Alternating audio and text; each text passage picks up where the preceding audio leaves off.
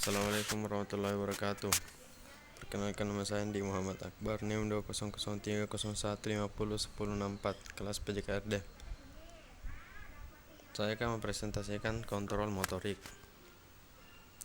Kontrol gerakan motorik. Ada beberapa kontrol gerakan motorik. Dalam menimbulkan aktivitas gerakan motorik, diperlukan koordinasi antara sistem saraf dan kontraksi otot. Kontrol atas setiap gerakan motorik, seberapapun tingkat kerumitannya, tergantung pada masukan konvergens ke neuron motorik pada unit motorik spesifik.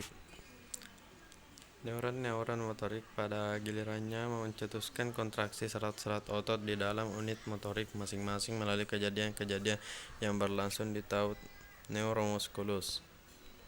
3 tingkatan masukan yang mengontrol keluaran unit motorik. Masukan dari neuron aferen biasanya melalui antar neuron yang terletak di antaranya setinggi korda spinalis, yaitu refleks korda spinalis. Masukan dari korteks submotorik primer, serat-serat yang berasal dari bahan sel-sel piramidalis di dalam korteks motorik primer turun secara langsung tanpa interupsi sinaptik untuk berakhir di neuron motorik atau di antar neuron lokal yang berakhir di neuron motorik. Serat-serat ini membentuk sistem motorik kortikospinalis atau piramidalis.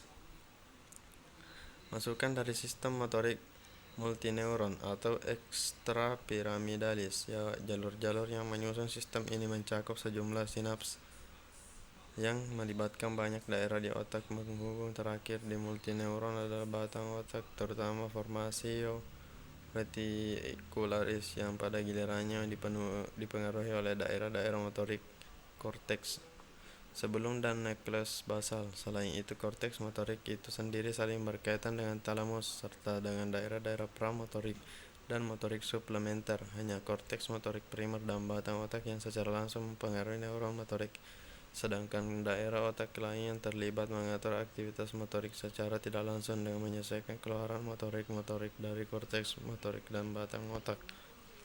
Sistem kortikospinalis terutama memperantarai gerakan-gerakan volunter yang halus dan berlainan pada tangan dan jari tangan, misalnya gerakan yang diperlukan untuk melakukan pekerjaan jahit-menjahit. Daerah motorik suplementer dan pramotorik dengan masukan dari cerebrocerebellum merencanakan perintah motorik volunter yang disampaikan ke neuron motorik yang sesuai oleh korteks motorik primer melalui sistem descendens ini. Sebagian masukan yang berkonvergensi di neuron motorik bersifat eksitatorik, sementara yang lain inhibitorik. Mungkin itu yang dapat saya sampaikan. Kurangnya, Assalamualaikum warahmatullahi wabarakatuh.